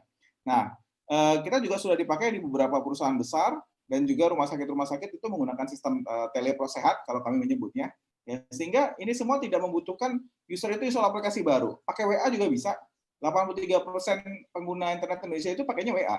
Kalau suruh install aplikasi lagi ya, kalau yang handphonenya di Jakarta mungkin cukup bagus ya. Tapi coba keluar dikit lah. Ya, handphone yang nggak sampai sejutaan itu cengap-cengap kalau install 2 game atau 1 aplikasi lagi ya, nggak cukup memorinya.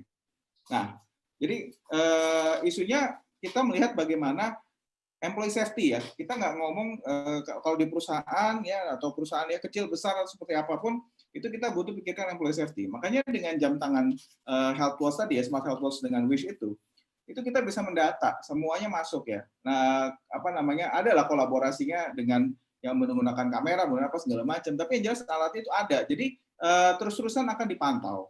Kemudian health data dan administrasinya. Ya. Kemudian bagaimana produktivitas. Ini kan jadi satu kendala. Mungkin kita bisa bilang, disasternya tuh maksudnya gini. Kalau satu bencana alam gitu ya, mungkin ada waktunya. Ini kita udah 6 bulan lebih gitu ya. Mau makan apa besok gitu? Kalau kita terus-terusan seperti ini, nggak bisa kemana-mana, nggak bisa ngapa-ngapain, ya kan? Dan kemudian juga tadi akses kesehatan itu menjadi satu kondisi. Dari saya seperti itu, mungkin kalau semoga menjawab, dan kalau untuk ada tanya jawab nanti silakan share untuk slide ini juga akan diberikan ke panitia. Baik, terima kasih Pak Bima ya. Jadi menarik sekali Bapak Ibu sekalian, kita lihat disaster management ternyata tidak hanya terkait dengan mungkin bencana alam, tapi sekarang yang sedang kita rasakan bersama justru memang kita terancam kesehatannya ya Pak ya. Dan benar tadi yang disampaikan Dr. Bima bahwa memang kita sekarang sedang dalam siklus itu ya, mental apa tadi Pak istilahnya Pak, mental apa? Nah itu Ya, jadi kita yang kita rasakan. ada kondisi, jadi gini, kita sebenarnya perlu menyadari bahwa kita banyak yang mengalami gangguan mental. Kenapa? Stres tahu Pak, di Ya, rumah apa gitu ya.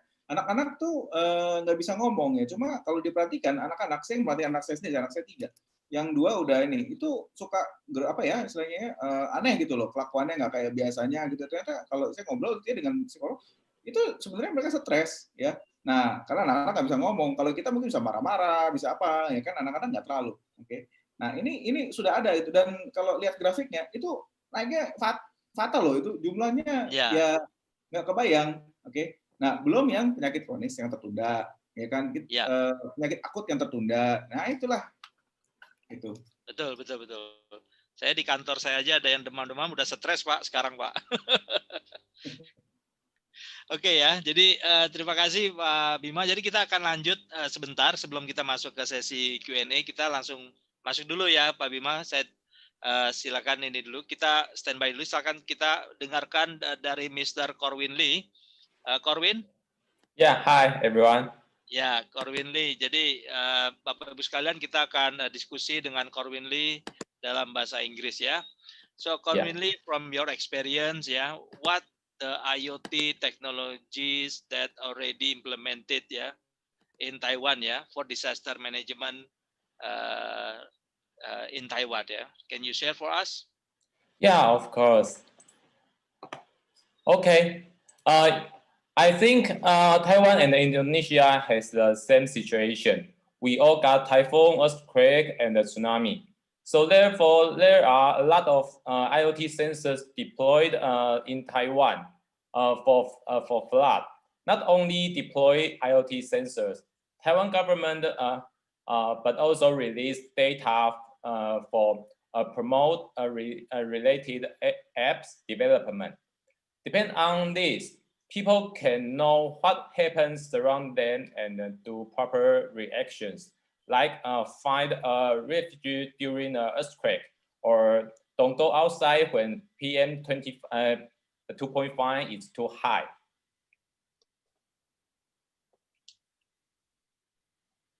Yes. So this is the data our government shared to people. So you can see there are air quality, earthquake warning, water resources, and so on.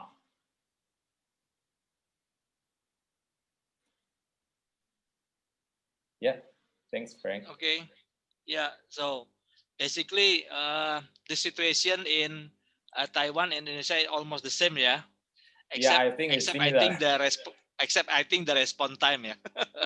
Yeah. Okay, and related to the solution, what kind of solution that has been developed by the Earthbook, to support this disaster management, in Taiwan?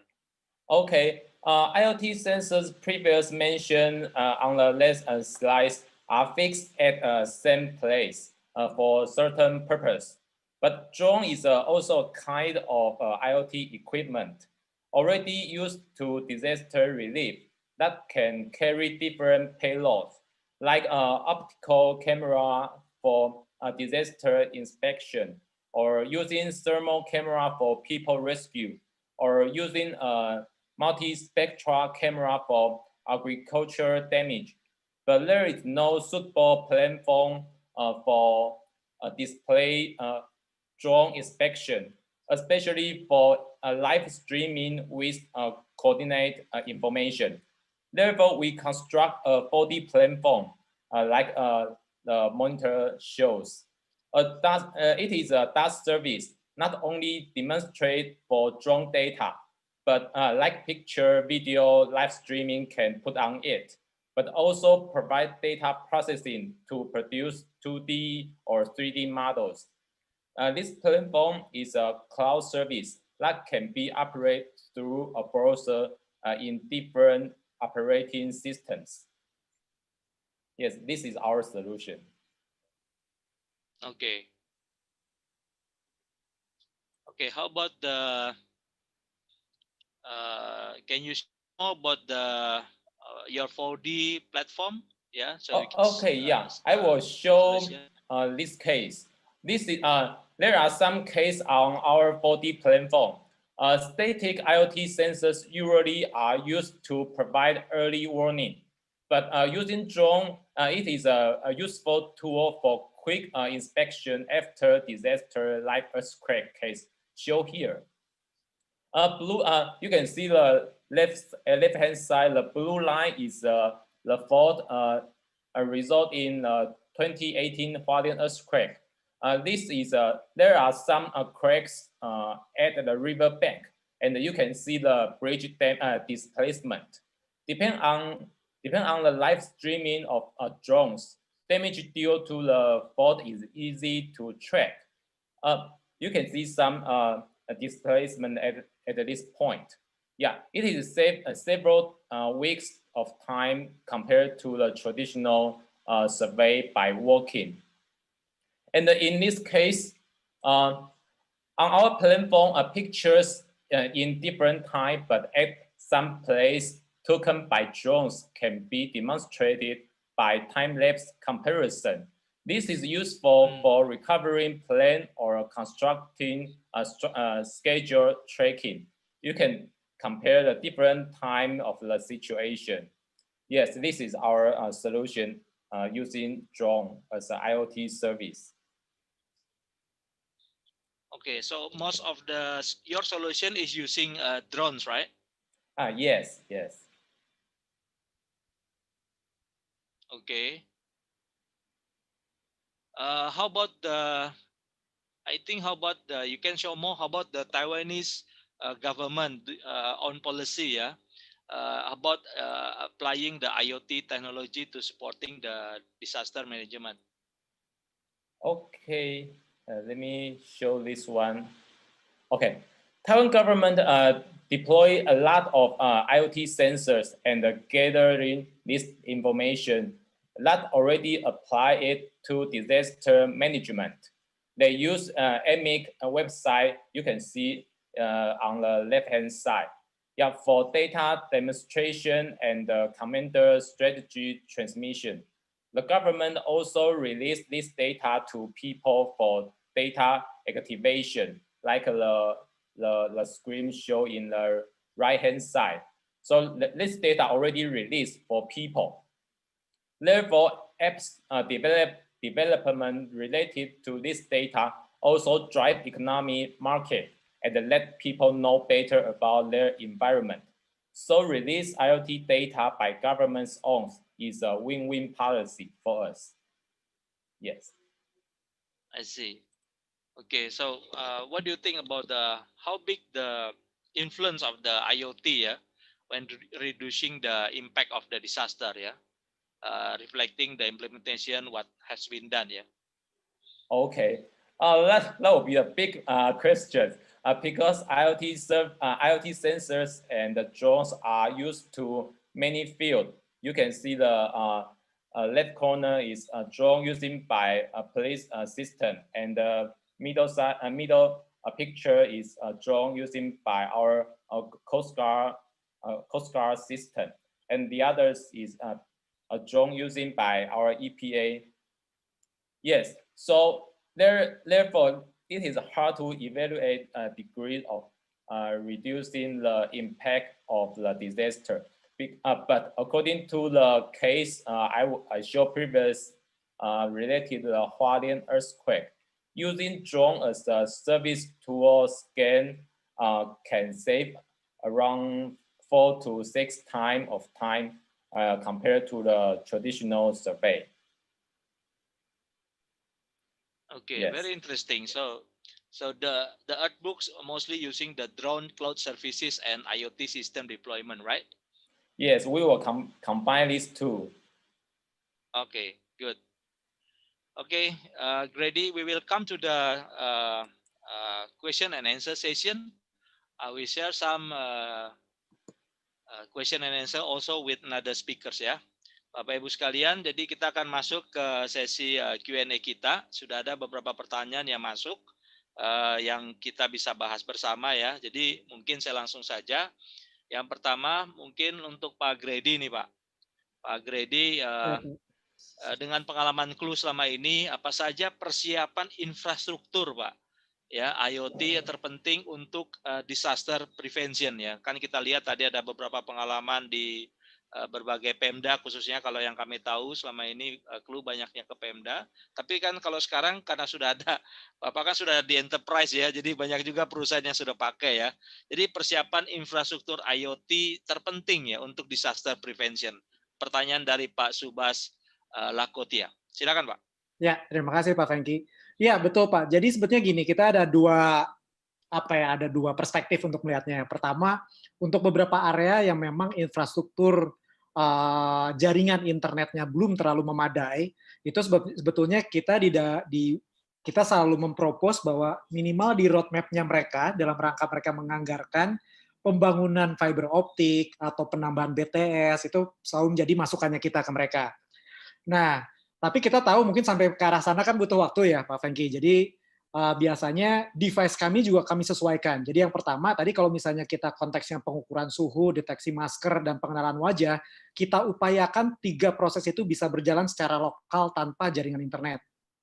Dan kemudian kalau datanya mau diakses via web base, misalnya dashboard dan sebagainya, kita bisa lakukan offline online batching proses. Jadi begitu dia online, semua data baru dikirim.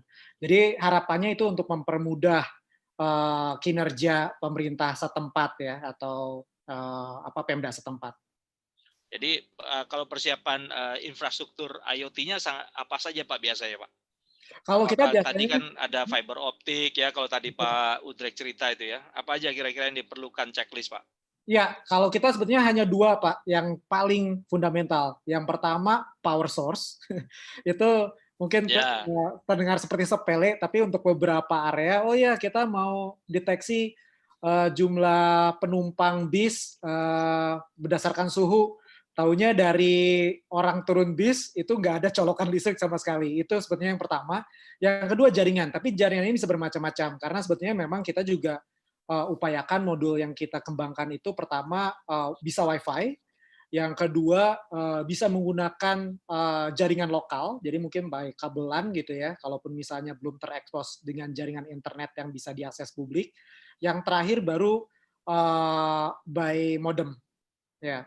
Jadi sebenarnya hanya 2 itu persiapannya, Pak. Selebihnya lebih banyak konfigurasi di tempat itu kayak angle, penempatan, ya, menghindari cuaca ekstrim mungkin, ya. ya, ini mengantar kita ke pertanyaan yang sama dari Pak Fazrin nih. Kayaknya dari Indonesia Timur ini ya.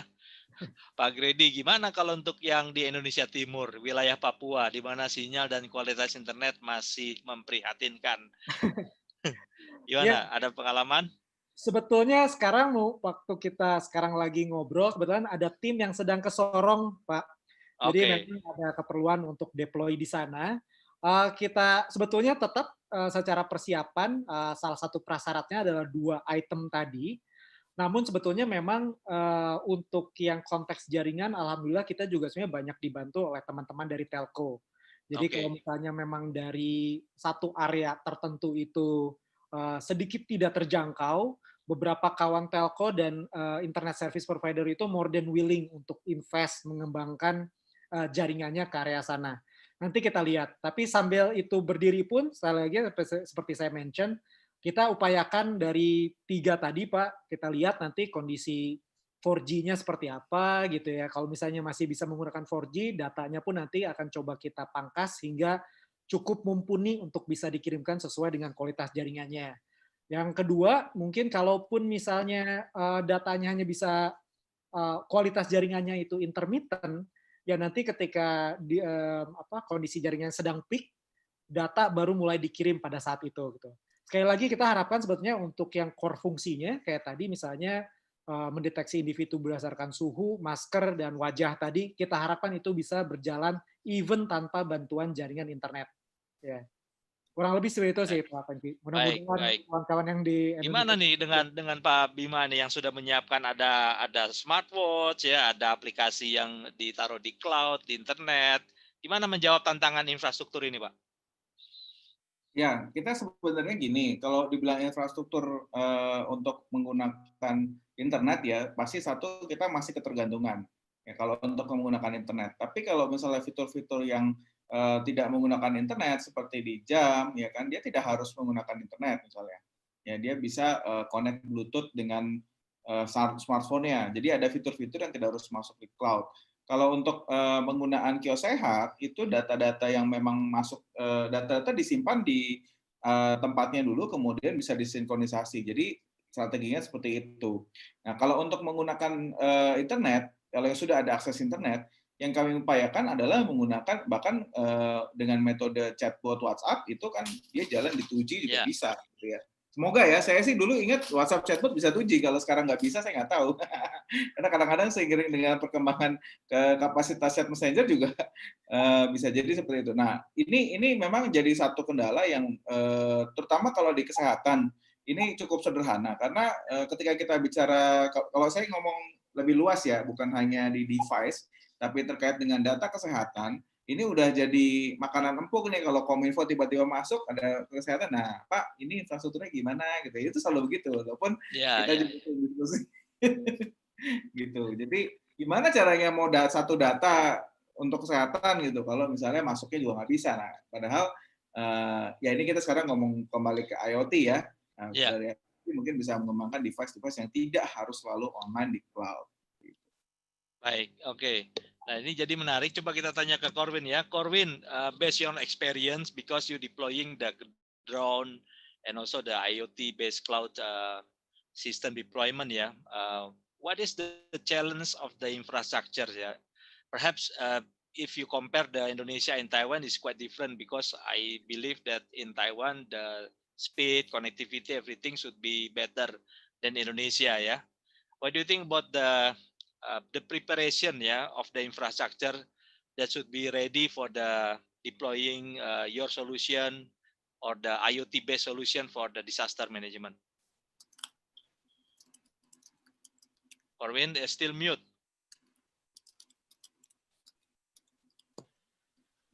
Okay, I think IoT infrastructure will be the best one for the IoT data, but the drone will be the best one to the initial data collection. Like if you want to do, if you want to choose where can establish the station or IoT station or power station, you have to do the essential survey. So using drone, I think will be the proper tool for investigation for the initial stage. Okay, so basically the infrastructure is also mandatory and important Yes, indeed. Okay, how about using drone? You can control the drone by the only frequency, right? You don't need the connectivity, right? Yes, indeed. Okay. Oke, jadi kita akan langsung pertanyaan berikutnya dari Pak Elko Priyatama ini ya. Isu IoT ini akan sangat terkait dengan masalah security ya. Oke, jadi mungkin bagaimana pandangan Pak Grady ini terkait dengan isu security khususnya, apalagi kalau terkait dengan disaster management ya. Silakan Pak. Ya, betul. Sepertinya menurut pemahaman saya memang sekarang pun kan untuk detail spesifikasi dan standarisasi IoT sendiri kan lagi banyak digodok juga di Kominfo ya, seperti di frekuensi berapakah dan sebagainya, dan termasuk tingkat security datanya sendiri. Nah, memang sepertinya kalau kita berdiskusi tentang security, sebetulnya di security sendiri ada 2 layer. Yang pertama dari aspek sensornya, di mana datanya kan sebetulnya karena dia menggunakan frekuensi radio, jadi cukup terbuka untuk bisa diakses dari berbagai macam kanal. Ya, itu satu sisi sebetulnya memang harus diprotek juga. Apakah ada enkripsi data dan sebagainya gitu ya. Kemudian yang kedua, karena rata-rata data itu banyak diaksesnya via cloud, sebetulnya yang di cloud-nya pun harus ada sistem security juga gitu ya. Jadi memang dua sisi ini saya rasa cukup challenging. Walaupun mungkin yang kedua tadi, yang bagian security tingkat datanya sekarang mungkin kayak teman-teman yang banyak di cloud provider kita sepertinya sudah mulai mengarah ke standarisasi yang banyak diadopsi secara global. Tapi untuk teknologi IoT-nya sendiri, karena secara tipe teknologi sensornya sangat beragam, sepertinya nanti ini juga banyak digawangi juga sama teman-teman dari IoT Indonesia gitu ya, bahwa mudah-mudahan nanti pemerintah juga bisa secepatnya declare sebetulnya teknologi apa yang paling bisa di certify untuk secure enough dalam konteks transmisi data dari sensor IoT-nya. Oke. Baik, kalau dari sisi Pak Bima sendiri gimana nih mempertimbangkan IoT security? Ya, untuk jadi gini, kita sebenarnya kan kalau untuk di kesehatan ya, satu kalau di Indonesia kendalanya adalah di standar ya, standar yang masih terbatas. Tapi kalau untuk mengikuti security secara umum itu ya sebenarnya sudah ada gitu loh, ya kan. Dan assessment yang dilakukan dengan menggunakan indeks kami dan lain-lain itu kan sama lah ya, secara umum tuh sama. Nah, kalau terkait dengan IoT sendiri, saya rasa kita ya betul tadi dengan yang sudah disampaikan, begitu banyak hal-hal lain yang sebenarnya perlu dipertimbangkan. Karena satu, kalau memang akses internetnya itu ada, ya nggak masalah. Kita menggunakan standar cybersecurity yang ada. Tapi kalau nggak ada, seperti apa? Nah, kalau device-device kesehatan, medical IoT dan atau health IoT ya, itu sebagian besar koneksinya menggunakan Bluetooth sih kalau sampai sekarang ya. Tapi kemudian habis itu ke cloud ya. Tapi jadi dari Bluetooth terus kemudian baru ke cloud. Yang di rumah sakit modelnya yang ada juga yang bentuknya tele-CTG ya yang oleh salah satu member kami juga dari Sehati terus kemudian yang lain-lainnya sebagian besar Bluetooth ya. Kalau kita ngelihat alat-alat kesehatan itu sebagian besar Bluetooth, kemudian masuk ke smartphone atau device internet device yang lainnya seperti itu. Oke, jadi ya kita rely ke sana jatuhnya. Iya. Di Bluetooth aja juga ada challenge security ya Pak ya sekarang ini ya Pak ya. Iya. Oke, jadi Mr. Corwin, how you take care or preparing about the IoT security ya? IoT security ya. Yeah. Okay. IoT in Taiwan, there are a lot of sensors are deployed. Yeah, so the data are already gathered for several years. And our government not only uses this data for strategy, setting the correct strategy, but they also release this data for people to use this data for some apps. Yes. Oke, jadi itu ada beberapa lagi, sebentar saya cari lagi ya. Pertanyaan berikutnya ya mungkin, kalau ini Pak Gredi ditanya bagaimana perkembangan implementasi solusi pencegahan bencana alam dari CLU di Bali dari Pak John Iskandar. Di Bali sudah ada implementasinya Pak? Iya, Pak Franky. Jadi kalau untuk Bali, kebetulan memang di Bali itu mungkin salah satu area yang memang stakeholder secara kelembagaannya cukup banyak ya, yang memang concern mengenai bencana alam ini, mulai dari yang berhubungan langsung dengan turismenya, dengan yang memang berhubungan langsung dengan masyarakatnya. Nah, kita memang ada satu engagement dengan salah satu institusi pariwisata di Bali. Jadi konteksnya adalah selama ini kan memang kita berharap ada satu sistem di mana kalau memang ada orang mencet button bahwa memang akan ada bencana yang akan datang, itu benar-benar ke semua provider telco, ke semua jenis HP, alert itu bisa masuk gitu. Nah, memang kita, dan ini sebenarnya tidak kita kembangkan sendiri juga, kita banyak bekerja sama dengan startup yang memang aplikasinya itu sangat banyak digunakan oleh user. Jadi biasanya kami banyak ngobrol dengan startup yang bergerak di ojek online gitu ya, kemudian di online travel agent gitu, sosial media. Jadi bagaimana caranya kita bisa menyematkan sebuah patch gitu ya, sebuah sistem. Jadi ketika memang bencana itu akan datang dalam waktu 1 atau beberapa menit sebelum mortemnya terjadi, itu akan ada sistem alert yang sifatnya memang langsung menyeluruh ke satu area atau satu komunitas masyarakat tertentu. Itu yang sedang ingin kita kembangkan. Jadi kita harapannya nanti baik turis asing, baik turis lokal, masyarakat setempat, regardless HP-nya apa, providernya apa, semua menerima alert yang sama. Itu sedang coba kita kembangkan sih. Jadi apa? Modelnya apa? Jadi LBA ya? Location Apa based, dia? betul. Oh, Ya, oke. betul. Ya, ya. Oke, baik. Jadi Bapak Ibu sekalian, itu adalah beberapa pertanyaan-pertanyaan yang disampaikan dan kita pilih ya yang kita bisa sharingkan bersama dengan para pembicara kita. Jadi sebagai konklusi, mungkin mohon izin saya menyampaikan konklusi dari diskusi kita pada sore kali ini. Tadi kita sudah mendengar dari yang disampaikan oleh BNPB bagaimana mereka telah berupaya dan bekerja sama dengan banyak pihak dan khususnya juga hadir bersama dengan kita dari Clue dan Prosehat ya, Pak Bima yang memang juga telah menjalin kerjasama ya. Nah ini juga tadi disampaikan beberapa hal peluang bekerja sama dengan BNPB yang mungkin dalam hal ini faktor kita di swasta bisa membantu ya. Jadi nanti saya akan mengundang teman-teman di asosiasi juga bisa ikut mendukung lebih nyata lagi ya terkait dengan penanganan bencana kita ya, karena Indonesia ini dikenal memang sebagai negeri bencana nih ya.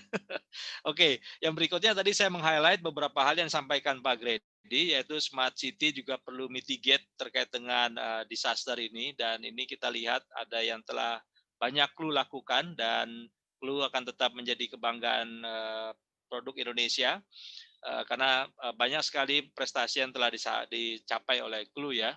Dan ini penting buat kita bersama ya, terutama tadi kita meng-highlight ada beberapa dua hal penting yang saya rasa dalam banyak implementasi IoT challenging-nya sama ya. Jadi pertama adalah infrastruktur, IoT ini sangat penting, ini yang sedikit banyak syukur pemerintah kita telah mendefinisikan dengan jelas dari tahun lalu, sehingga kita juga banyak bisa bergerak dengan beragam implementasi IoT ya. Kalau di anggota kami mungkin sekarang lagi banyak bermain dengan LoRa ya. Jadi kalau di manufacturing kami banyak bermainnya dengan tadi yang kayak model Bluetooth itu. Jadi infrastruktur IoT ini penting ya, dan berikutnya adalah terkait dengan IoT security. Jadi itu yang beberapa hal yang kita bisa highlight dan tadi kita bersyukur telah bisa melihat apa yang disampaikan, sharing dari Clue, sharing dari Pak Bima ya terkait dengan solusi-solusi yang telah kita coba sampaikan dan juga solusi dari Earthbook ya dari Taipei Computer Association ya Mr. Corwin, jadi sharing tentang bagaimana mereka mengimplementasi drone ya. Jadi sekali lagi saya ucapkan terima kasih ya. Mungkin sebelum saya tutup saya mau dengar closing statement-nya dulu dari Pak Grady. Silakan Pak. Terima kasih Pak Fengki. Ya, jadi mungkin seperti yang disampaikan Pak Fengki tadi, jadi memang smart city ini kan smart disaster management ini baru bisa terwujud kalau memang semua stakeholder juga punya roadmap ke arah yang sama gitu. Jadi saya juga mungkin banyak menghimbau juga ke teman-teman baik yang dari konteksnya enterprises, swasta maupun dalam konteks personal sebagai citizen. Yuk kita pay attention lagi apa-apa saja yang bisa kita lakukan from our part untuk bisa lebih menunjang better disaster response. Ya, baik. Terima kasih Pak Grady. Pak Bima, silakan sampaikan closing statement-nya Pak. Ya, oke. Jadi kita menghadapi kondisi saat ini ya, ini memang kita nggak ada yang bisa bilang pasti kapan disaster. Jadi kalau disaster itu sebenarnya paling penting kan kita tahu ujungnya kapan gitu ya, karena kita mau kembali lagi ke kondisi yang non bencana gitu ya. Nah, karena begitu banyak hal-hal yang pada saat bencana kita nggak bisa lakukan. Nah, kesehatan ini, bencana kesehatan ini pandemi, ini nggak bisa, kita nggak bisa tahu ujungnya kapan, selesainya kapan. Jadi dulu mungkin orang bilang bulan-bulan April, Mei mulai new normal ya. Tapi kita sekarang lihat bahwa new normalnya itu gimana sih ya. Nah, salah satu hal yang akhirnya kita perlu adaptasi itu misalnya tadi dengan selalu memantau kesehatan. Memantau kesehatan itu penting dan kita perlu smart ya, perlu cerdas, perlu menggunakan AI ya, kita menggunakan IoT dengan Wish Smart Health Watch, ya, dengan menjaga kesehatan periksa itu tidak harus lagi, karena orang takut juga ke klinik, ke rumah sakit, ya kita perlu solusinya, yaitu misalnya punya cara untuk memeriksa kesehatan yang lebih aman untuk kita semua. Jadi misalnya mungkin ke tempat yang bukan ke tempat orang sakit, tetapi memang komunitas yang memang sehat. Jadi ini yang kita perlu sama-sama kerjakan, karena kita nggak tahu kapan ujungnya, ya yang bisa berubah manusianya. Kalau nggak manusianya yang punah nanti, ya kan? Jadi kita selama ada humanity, kita akan selalu bisa untuk melakukan sesuatu yang lebih baik gitu ya. Baik, terima kasih Pak Bima. So, Corwin, your closing statement. Okay, I think drone combined with the IoT equipment will be the proper solution for Indonesia for the initial stage to set IoT infrastructure in the area. Yes, thank you. Especially if you can rent it, Corwin, because because we have limited budget now. But if you can rent it, is okay. Okay. Oke, jadi Bapak Ibu sekalian, sekali lagi saya mengucapkan terima kasih kepada tadi kita telah dihadiri oleh Pak Udrek ya, kemudian Pak Grady dari Clue, terima kasih waktu dan kesempatannya boleh sharing bersama dengan kita di sini. Kemudian Pak Gregorius Bimantoro, Pak Bima, terima kasih dukungan dan supportnya luar biasa pada acara kita pada kali ini, dan also Mr. Corwin, thank you for your time for sharing how the Taiwan implemented the drone ya. Excuse me. Yes. Excuse me. 对。 Hello. 哇，你讲的好标准啊，但是要讲。 Oke, jadi terima kasih juga untuk IoT Indonesia. Ya, ada tim IoT Indonesia boleh hadir di sini, dan juga kita nantikan kolaborasi berikutnya ya dari Aptiknas dan IoT Indonesia di kegiatan selanjutnya. Jadi Bapak Ibu sekalian, saya mau sharing juga, mengingatkan kembali Bapak Ibu yang telah mendaftar di eventcerdas.com, terutama untuk yang perusahaan. Ya, jadi kami memiliki fitur baru. Ya, fitur baru itu magang online. Jadi untuk rekan-rekan mahasiswa, siswa yang ingin magang online bisa mendaftar di eventcerdas.com. Di situ ada pilihan magang dan project, bisa memilih menu magang. Di situ nanti akan ada beberapa list perusahaan. Kami lagi soft launch pada mulai hari ini. Seminggu ini kita akan soft launch. Jadi silakan apabila ada yang mau magang, nanti kita akan terus tambah anggota-anggota perusahaan yang memang akan memberikan fasilitas magang secara online ya. Sekali lagi terima kasih untuk partisipasinya Bapak rekan Ibu sekalian. Untuk sertifikasi nanti akan dikirimkan langsung dari eventcerdas.com, terutama bagi Bapak Ibu yang telah mengisi link yang telah disampaikan ya.